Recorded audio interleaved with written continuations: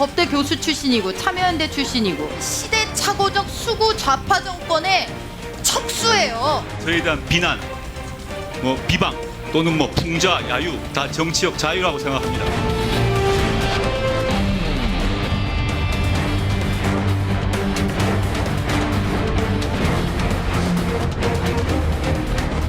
운영위는 특검 그리고 국정조사 도입 필요성을 확인해준 회의였다고 생각을 합니다. 특검과 국정조사를 하자고 우기고 있습니다. 비리 수사관에 대한 미련을 자유한국당이 깨끗하게 버려주기를 바랍니다.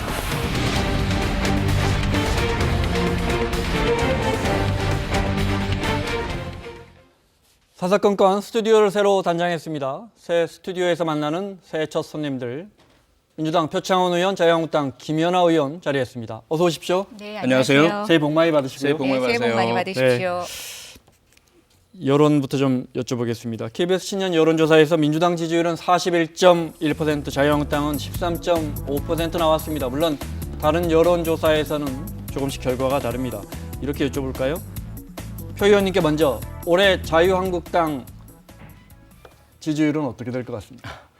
네, 세 가지 변수가 있다고 봅니다. 네. 우선 닥친 전당대회가 있죠. 컨벤션 효과가 나느냐 아니면 오히려 분열이 더 강조되면서 지지율이 더 빠지느냐. 날이 나왔더군요. 2월 27일인가 나왔더군요. 네. 제가 정확하지 않은데. 네, 상당히 좀 안개 속이라서 전망하기는 좀 어려울 것 같고요. 두 번째는 보수 결집을 지금 계속 노력을 하고 계시는데 바른미래당에서 과연 몇 분이 옮겨가시거나 새로 영입이 되시느냐 아니면 역시 오히려 그 보수 내 분열이 극단적으로 야기되느냐 여기에 따라 좀 달라질 것 같고요. 네. 세 번째 변수는 경제와 남북 문제가 어떻게 잘 풀리느냐. 그러면 자유한국당은 지지율이 떨어질 것이고 잘 안 되면 자유한국당의 지지율이 올라갈 가능성이 있고요. 네. 그래서 이 부분을 종합을 해본다면 일단 13.5%가 현재 자유한국당의 가장 정확한 국민들의 평가가 아닌가. 여기에서 올해 조금의 상승 내지는 하락의 가능성이 있다. 그렇게 전망이 됩니다. 새해 첫날인데. 좀 더 쓸까요? 올해 민주당 지지율 어떻게 될 것 같습니까? 네, 표 의원님이 자유한국당 지지율에 대해서 약간 오락가락한 전망을 하고 계시는데 저는 명확하게 전망을 하겠습니다. 올해 더불어민주당 지지율 하락합니다. 조금 더 정확하게 말씀드리자면 저는 아니, 오늘 진짜 새해 첫 방송입니다. 네. 새해 첫 방송이라서 제가 하락이란 단어를 먼저 썼고요. 네. 조금 더 제 본심을 말씀드리자면 저는 추락할 거라고 생각이 되는데 그 이유는 지금 더불어민주당의 그 지지율을 받들고 있는 날개가 사라졌기 때문에 네. 저는 약간 추락에 가깝지 않을까. 남북 문제 말씀하시는 겁니까? 남북 문제도 하나의 문제일 수가 있는데요. 네. 난다는 게 양쪽 날개가 균형을 맞춰야 되는데 하나는 국민들의 민심의 소리에 귀닫고 있고 또 야당의 어떤 견제를 정치적 공세로만 받고 있는 이런 삐뚤어진 시각에서 보면은 저는 절대로 그 균형을 찾기가 어려울 거라고 보고 있습니다. 알겠습니다. 저희가 바뀐 것 중에 하나가 판넬을 드렸습니다. 네. 새해 눈여겨볼 만한 정치인도 한번 여쭤보고 싶습니다. 네. 좀 적어주시면 이름만 좀 적어주십시오. 올 한 해 2019년 기해년 이 정치인을 좀 지켜봐야겠다, 눈여겨봐야겠다. 나경원이라고 적으셨습니다. 네. 제가 먼저 해야 되는 건가요? 네, 그러시죠. 설명을 해주시죠. 예, 일단 저희 보수 정당에서는 사상 최초로 네. 여성 원내대표를 배출을 했습니다. 여태까지 처음 있었던 일이기도 하고요. 네. 또 아까 표창원 의원님께서 말씀하셨지만 지금 자유한국당 지지율이 저는 적어도 바닥은 벗어났다고 생각을 합니다. 앞으로 얼마만큼 상승할지 속도의 문제이기는 합니다만 지금 더불어민주당과 또 청와대의 어떤 국정운행 평가에 대한 부정적 의견이 굉장히 확대되면서 또 공교롭게도 경제도 굉장히 사정이 안 좋습니다. 네. 그런 측면에서 지금 국민들이 기댈 곳은 사실은 제1야당과 또 다른 야당이 될 수가 있는데 그런 의미에서 제1야당의 여성 원내대표에게 거는 기대가 굉장히 클 거라고 보고 있고요. 저는 나경원 원내대표의 개인 역량도 문제 중요하겠지만 상황과 분위기가 또 네. 인물을 만든다라고 보면 제 바람을 담았다고도 볼 수 있습니다. 올해 정말 좋은 역할을 해주시면 자유한국당의 지지율 또 국민들의 기댈 곳 없는 마음을 담을 수 있는 중요한 보루가 될 거라고 생각합니다. 알겠습니다. 올해 눈여겨볼 만한 정치인 표창원 의원님은 이낙연 총리를 꼽으셨네요. 네. 이유를 들어볼까요? 네, 우선 그동안 문재인 대통령 원톱으로 국정을 이끌어왔고 더불어민주당이 입법적인 뒷받침을 하는 그런 형국이었다면 이제는 이낙연 총리가 기지개를 켤 때가 아닌가 생각이 되고요. 네. 지금 경제 상황 말씀하셨지만 2018년 경제 지표를 보면 박근혜 대통령 시절보다 훨씬 더 좋습니다. 우선 박근혜 이명박 정권 시절에 망가졌던 우리 조선이 살아났고요. 그래서 전 세계 수주 1위를 되찾았죠. 그리고 전 세계를 대상으로 한 수출액 역시 박근혜 대통령 당시에 4,900억 정도 달러죠. 네. 그런데 지금 문재인 대통령 그 2018년 6천억 달러를 회복을 했습니다. 네. 그리고 실질 가계 소득률 역시 4.2%. 상승률을 보이고 있고요. 이 부분은 박근혜 대통령 시절에 0.8%, 약 5배의 상승률입니다. 이런 다양한 부분들이 잘 안 알려졌거든요. 네. 이 부분은 국정 전반적인 개혁이 진행되면서 각 부처가 대국민 홍보라든지 실상에 대한 알려드리는 역할들을 잘 못했기 때문인데 올해 이낙연 총리가 국정 전반을 장악하면서 그 내치를 해나가고 갈등 해소하면서 네. 이런 전반적인 그 경제적인 성과들도 잘 알려주시는 그런 역할을 하리라 기대를 하고 있습니다. 그래서 이낙연 총리다. 알겠습니다. 근데 문재인 대통령 국정 운영에 대한 여러 여론조사가 있는데 KBS가 해봤습니다. 그랬더니 55%가 국정 운영에 대해서 잘했다 평가를 했는데 수치로 보면 뭐 절반 이상의 국민들이 잘했다고 평가한 거지만 다 아시겠지만 이 흐름으로 보면 추세로 보면 누가 봐도 하락세입니다. 네. 또 다른 여론조사를 보면 뭐 데드 클러스라고 그러죠. 저 부정적인 여론이 더 많은 여론조사도 있습니다. 이거 읽어드려야 되죠. 이거는 저희가 한국 리서치에 의뢰해서 유무선 전화 방식으로 했고 1000명 조사를 했고 응답률이 중요하죠. 12.9%, 표본 오차는 95% 신뢰 수준의 플러스 마이너스 3.1%포인트입니다. 네. 문재인 대통령의 제가 질문을 이렇게 드리죠. 판넬 하나 다시 준비해 주시겠어요? 문재인 대통령의 지지율이 상승세로 전환하려면 뭐가 필요할까요? 좀 적어주시면. 네. 문제는 절반 가까운 우리 국민들이 여전히 국정에 대해서 지지하고 있습니다. 떨어졌지만. 그렇지만 문제는 추세인데 추세를 다시 상승세로 전환시키려면 표창원 의원님부터 좀 들어볼까요? 경제, 예. 남북미, 네. 이건 뭐 우리 국민들이 다 알만한 내용입니다. 네. 우선 경제에 대해서 경제가 잘 돼야 한다. 네, 잘 돼야죠. 특히 민생 경제, 특히 소상공인들께서 최저임금과 주당 52시간 근로제 이런 부분들이 새로 도입되면서 상당히 어려움을 겪고 계시고 경제 체질 개선이 이루어지고 있는 상황이거든요. 네. 그 가운데 대기업이나 노동자들, 임금 노동자들은 상당히 이제 삶이 개선되고 상당히 경제 체질이 좋아지지만 현재 소상공인들께서 어려움을 많이 겪고 계십니다. 이 부분을 어떻게 잘 향상시키고 보완하고 지지 보완을 해주실 것이냐가 가장 큰 문제일 것 같고요. 네. 또 하나는 연동되어 있지만 남북미 관계가 잘 풀리면 개성공단이라든지 제재가 완화되면서 경협이 시작되면 경제에도 상당한 파급 효과가 날 것 같고요. 철도 부설과 도로 건설이라든지 그런 부분들이 함께 어우러져서 대한민국 100주년을 맞는 2019년 이렇게 활성화가 된다면 아마 지지율도 상당히 상승할 것이다. 그렇게 예상이 됩니다. 알겠습니다. 올해 경제에서도 성과가 나와야 한다. 오늘 문재인 대통령 이야기했는데 역시나 경제를 꼽아주셨고, 자 대통령의 지지율이 상승 전환하려면 김연아 의원이 보기에는 봄은 남쪽에서 먼저 온다. 설명해 주시면요. 그러니까 대통령이 신년사에서 동지 섣달에 북풍이 불면 풍년이 든다라는 말씀을 하셨더라고요. 아마 추운 날씨를 빗대어서 하신 것 같은데 저는 여기에 중의적으로 지금 남북관계의 중요성에 대한 것도 언급하신 거라고 생각이 됩니다. 네. 그래서 이제 저는 그 말씀을 듣고 생각이 났는데 물론 남북관계도 굉장히 중요한데 지금 표창원 의원이 말씀하신 것보다 저는 실제로 국민들이 겪고 있는 경제 침체, 경제난은 굉장히 심각하다고 생각이 됩니다. 그래서 저는 봄은 남쪽에서 먼저 오지 않습니까? 지금 우리 대한민국의 경제 문제, 내치의 문제에 조금 더 신경을 쓰셔야 지지율이 회복된다. 그리고 나서 또 경제가 살고 남북 문제가 개선돼야 그것이 진정한 평화라고 생각을 했습니다. 그래서 봄은 남쪽에서, 그러니까 대한민국 먼저 경제가 좋아지고 살만해져야 지지율이 오를 것이다. 결국은 뭐 두 분 말씀이 일치하는 부분이 많은 것 같습니다. 오늘 문재인 대통령의 신년사 역시 대북 문제, 한반도 평화 체제보다 경제에 뚜렷하게 방점이 찍혀 있었습니다. 일부분 들어보겠습니다. 불평등과 양극화를 키우는 경제가 아니라 경제 성장의 혜택을 온 국민이 함께 누리는 경제라야 발전도 지속 가능하고 오늘이 행복해질 수 있다는 것을 우리는 잘 알고 있습니다. 하지만 경제 정책의 기조와 큰 틀을 바꾸는 일입니다. 시간이 걸리고 논란이 있을 수밖에 없습니다. 가보지 못한 길이어서 불안할 수도 있습니다.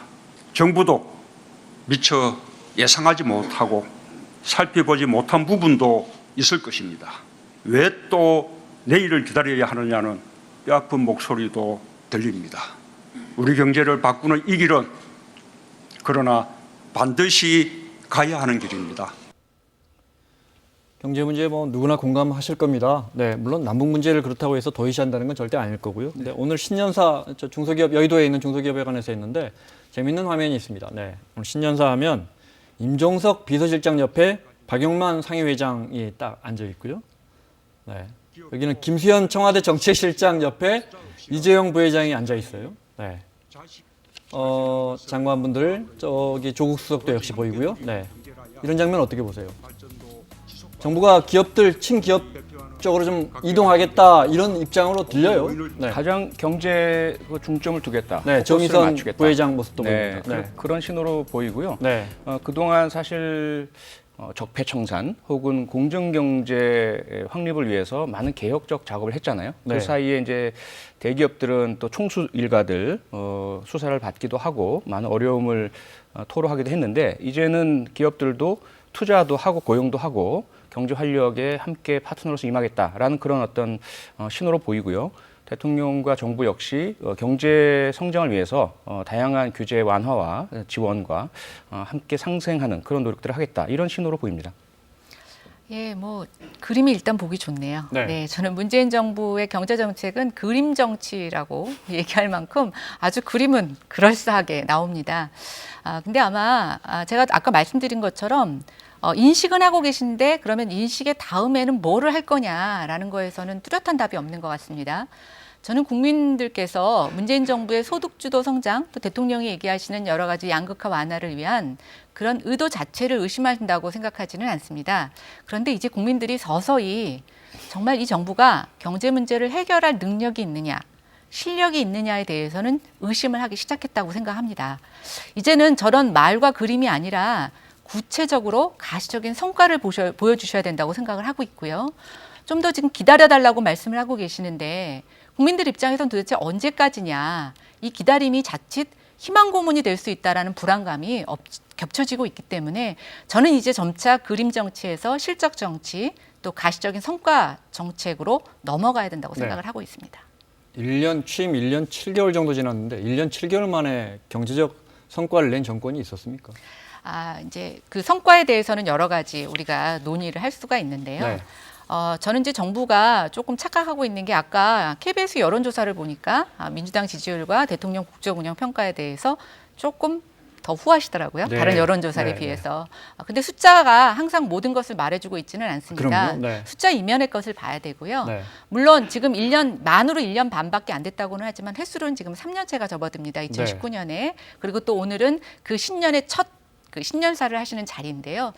여기에 와서 결국 뭐 우리가 유리하게 불리하게 만 1년 반이 지났다고 말씀하시긴 이제 아닌 것 같고 올해의 장기적인 플랜을 보여주신다라고 하면 저는 이제부터는 조금 구체적인 성과에 주력하셔야 된다고 생각합니다. 그 경제 성과라는 게 지금 세계를 보시면 프랑스는 노란조끼 시위, 경제 잘못해가지고 난리입니다. 미국 같은 경우는 한때 잠깐 성과가 좋았다가 지금 미중 무역 전쟁 들어가면서 상당히 혼란에 빠져들고 있고요. 영국 브렉시트 때문에 전반적 경제가 안 좋습니다. 일본 역시 저성장 기조 계속하면서 침체 위기이고요. 대한민국 성과 비교적 상대적으로 본다면 상당히 괜찮습니다. 현재 경제 성장률 지표 역시 박근혜 대통령 시절에 2.7%, 현재 2.8%에 또 올라가고 있어요. 그리고 고용률 역시 박근혜 정권 때 66%, 지금 67%입니다. 1%도 향상됐어요.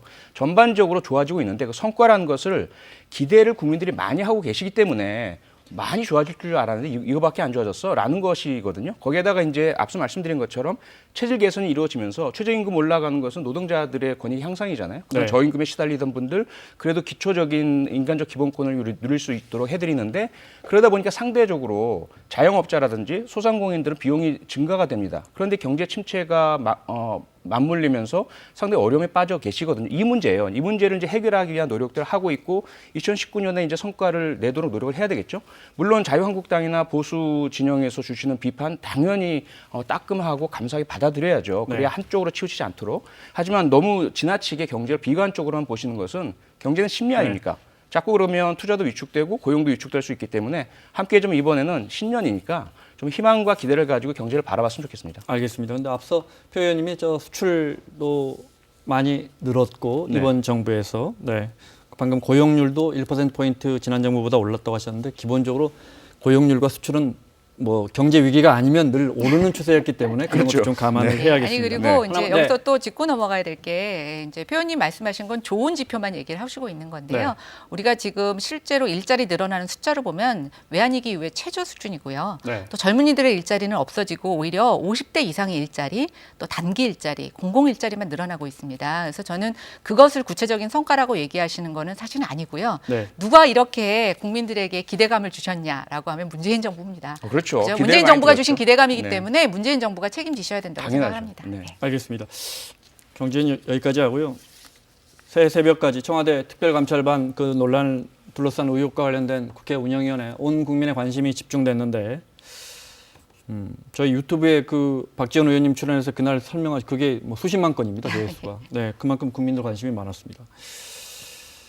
운영위원회 1월 1일 새벽 1시까지 했으니까 어찌 보면 2년 동안 한 겁니다. 2년 동안. 15시간 동안 정말 네. 치열한 공방이 오갔는데 간단하게 평을 해주신다면 먼저. 소문난 잔치, 그 셰익스피어의 연극 Much Ado About Nothing이라는 게 있거든요. 아무것도 아닌데 한바탕 헛소동이 벌어진 뭐 그러한 상황이 아닌가. 좀 안타까운 것이 자유한국당이 지금 너무 좀 초조하신 것 같아요. 내부 분열이라든지 낮은 지지율 때문에 덥석덥석 너무나 잘 물고 계신다. 이번 문제는 사실은 실체적인 문제가 없는 상황에서 한 사람이 비리를 저지르다가 청와대 근무하던 분이죠. 이분이 이제 자신의 비리 혐의 때문에 문제가 생기니까 징계 위기에 몰리니까 자신이 제출했던 첩보들을 공개하면서 이 부분이 마치 민간인 사찰을 한 것처럼 이렇게 비춰진 부분인데요. 차분히 들여다보신다면 전문가들 다 계시니까 자유한국당에도 청와대 근무하신 분도 계시고 수사 근무 경력이 있는 분도 계시고 사실 실체가 없다는 걸 너무나 잘 알거든요. 그런데도 불구하고 마치도 이것이 크게 박근혜 정권과 똑같이 민간인 사찰도 있고 또 뭐 국정농단도 있고 인사개입도 있다라는 식의 단정을 먼저 하시는 바람에 실제 운영위원회 열고 보니까 아무것도 나오지 않는 이런 문제가 생긴 것 같아요. 네. 아무것도 나온 게 없다. 조선일보 보도를 보면 제목이 15시간 동안 변죽만 울린 야당 의원들 이렇게 돼 있습니다. 어떻게 보십니까? 근데 저는 이번에 운영위원회를 보면서 하나의 데자뷰가 떠올랐는데 2년 전에 박근혜 정부 또 그 먼저 국정농단 사태가 벌어지기 전에 또 이 비슷한 일이 있었죠. 모든 일의 시작은 또 모든 큰 재난의 시작은 아주 사소한 것에서부터 시작이 됩니다.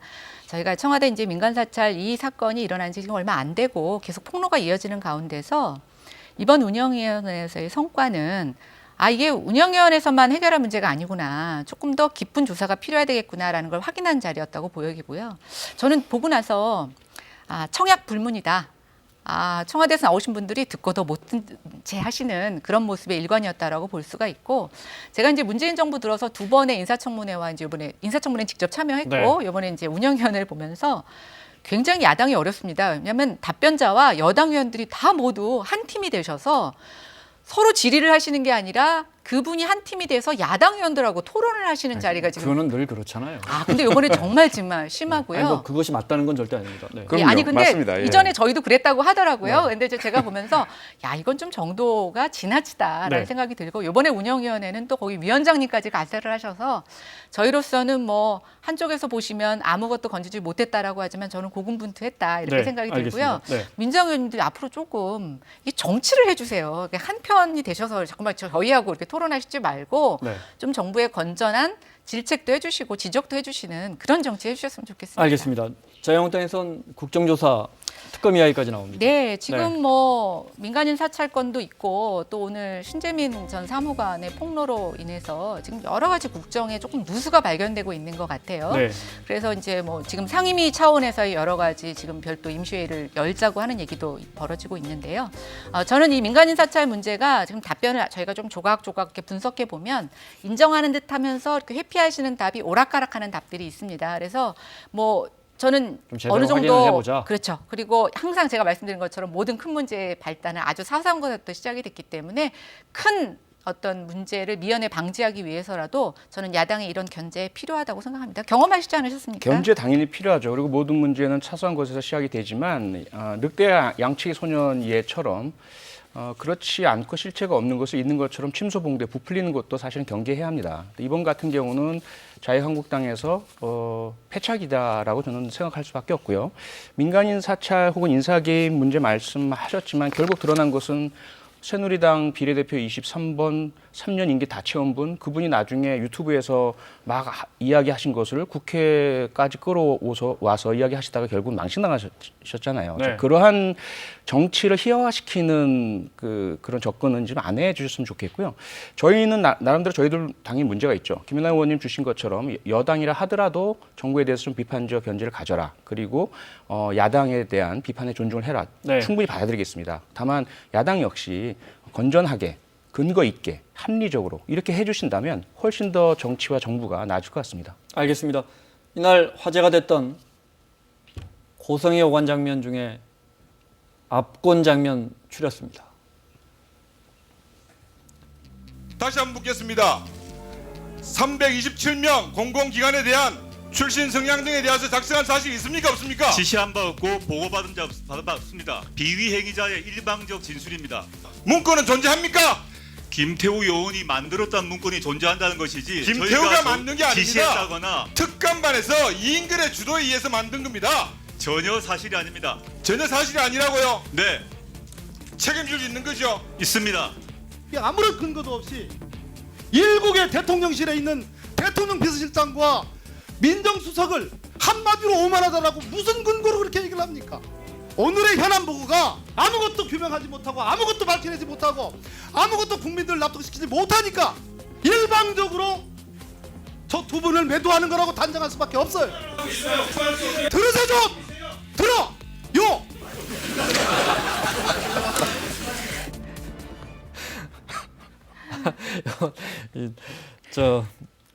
저희 여기까지 하고요. 바른미래당 소극적이에요. 네. 네. 김관영 원내대표가 뭐 특검 가봤자, 저 국정조사 가봤자 뭐 더 나올 거 없다는 것 같이 이야기하던데 어떻게 근데 하죠? 이제 저는 좀 그렇게 생각합니다. 이게 이번에도 보셨겠지만 심증은 있는데 물증을 아직 많이 못 찾고 있어요. 그리고 지금 어떤 정치 환경이 사실은 네. 야당한테 저런 정보를 제공하거나 받기가 쉽지 않은 상황인데요. 네.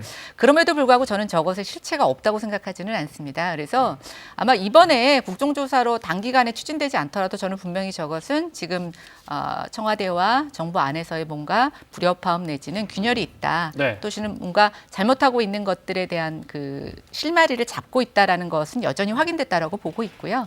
아마 저희가 이제 증거를 수집하는 과정에서 조금 시간이 모자랐기 때문에 네. 국민들에게 납득시킬 수 있는 충분한 그런 증거들을 많이 못 갖고 있었던 것에 대해서는 저는 뭐 불가피한 상황이었다라고 네. 보여집니다. 심증은 있는데 물증은 없다고 말을 바꿔 말하면 근거가 없다 이렇게도 들리고. 뭐 그럴 수도 있는데 아까 네. 제가 말씀드린 것처럼 저희 2년 전의 사건도 3년 전의 사건도 다 그렇게 처음엔 시작을 그랬다 이 했습니다. 말씀이시죠? 그렇습니다. 알겠습니다. 예. 신재민 전 사무관 이야기 좀 하고 마무리하겠습니다. 네, 카톡 메시지 추가된 거를 보면 당시에 차관보라는 사람이 이 신재민 당시 사무관과 카톡한 부분이 있는데 그걸 보면 누가 봐도 당시에 그러니까 2017년이죠.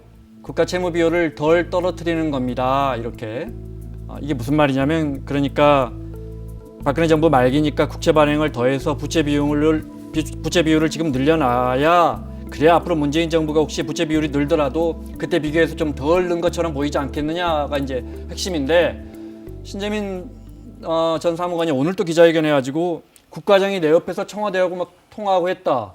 기자들이 그 청와대랑 누구랑 통화했냐 했더니 차영환 비서관, 경제비서관이었다. 이렇게 실명까지 방금 전에 폭로를 했어요. 어떻게 보십니까? 네, 우선 신재민 사무관 본인의 어떤 그 의도 순수성 이 부분은 뭐 본인 말처럼 믿어줘야 된다고 생각을 하고요. 다만 이분이 이야기한 것은 4년간의 국가 공무원 재직 시절 느꼈던 공무원의 비애 이것을 이제 이야기하고 싶으셨던 것 같은데 네. 결국 방식이나 내용을 보면 사적인 대화 내용 혹은 해석에 따라 달라질 수 있는 말과 말 이 부분을 이제 자신의 의견대로 주장을 하고 계신 것이에요. 그래서 이 부분이 어떻게 본다면 국채 비율을 어떻게 가져갈 거냐, 국채 발행을 할 거냐 말 거냐 이것은 국가 경제 상당히 고도의 정책적인 판단의 내용이고 그 가운데는 차관, 차관보 또는 청와대 경제비서관 사이 뭐 서로 논쟁이 오갈 수도 있죠. 네. 그 부분을 한 부분만 딱 따가지고 나온다면 마치도 정부 내에서 불협화음이 있는 것인 것처럼 그리고 정상적이지 않은 어떤 의사결정이 있는 것인 것처럼 이렇게 오해할 여지도 많고요. 네. 하지만 뭐 혹시라도 아까 김연아 의원님 말씀처럼 작은 문제 제기가 실제로 커다란 문제를 드러낼 수도 있으니까 철저하게 진상 파악해서 규명하고 설명해 줘야 된다고 생각합니다. 어쨌든 당시에 청와대나 청와대 일부에서나 뭐 경제비서관이나 또는 부총리가 경제부총리가 어차피 잡아놓은 국채 발행 예정액이 있는데 지금 좀 늘려보지? 그게 이른바 정무적으로도 좋지 않겠어? 라고 했던 건 사실 같은데요. 일단 말씀드린 것처럼 네. 국채 발행을 어느 정도 할 것이냐 또는 뭐 바이백을 할 거냐 말 거냐 이런 부분에 있어서 논쟁과 토론이 오갈 수 있죠. 네. 마지막 최종 의사결정 단계에서 과연 절차와 법에 맞도록 하느냐 그렇지 않느냐 이것을 좀 따져봐야 될 것 같고요. 실제 바이백은 취소해버렸습니다. 하루 전날. 결과적으로 그렇게 됐죠. 빚을 갚으려다 말아버렸습니다. 그렇죠. 네. 네, 그런 과정 전반에 대해서 한 사람이 또 사무관이 나와서 폭로를 했기 때문에 네. 그 과정은 물론 이제 따져보고 조사하고 드러내고 보고해야 되겠죠. 또 국회에서도 아마 기재위 정무위에서 따져볼 것이고요. 네. 그렇게 된다면 나중에 실체가 다 드러나겠지만 어쨌든 정부 내에서 의사결정 과정에서는 상당히 많은 이야기들이 오고 간다.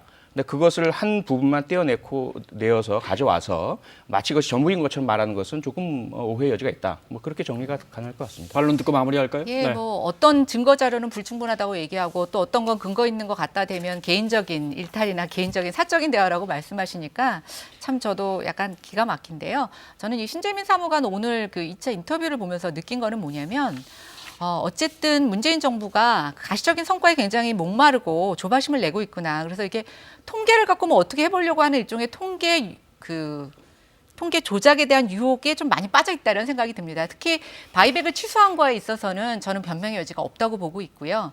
이거는 기재부만의 문제가 아니라 관련 채권시장 금융기관의 전체 아우르는 문제인데 그거를 바로 하루 전에 취소했다라고 하는 것은 변명의 여지가 없다라고 보여집니다. 어쨌든 이렇게 한두 사람의 공익 제보자가 뭔가 지금의 큰 정부의 어떤 잘못 갈 수 있는 부분에 단초를 제공해서 지금이라도 정부 정책에 조금 잘못된 점을 바로잡을 네. 수 있다면 저는 굉장히 중요한 일이라고 생각합니다. 알겠습니다. 지금까지 새해 첫 방송인데도 한치도 물러섬이 없는 민주당 표창원 의원, 자유한국당 김연아 의원과 함께했습니다. 두 분 고맙습니다. 네, 고맙습니다.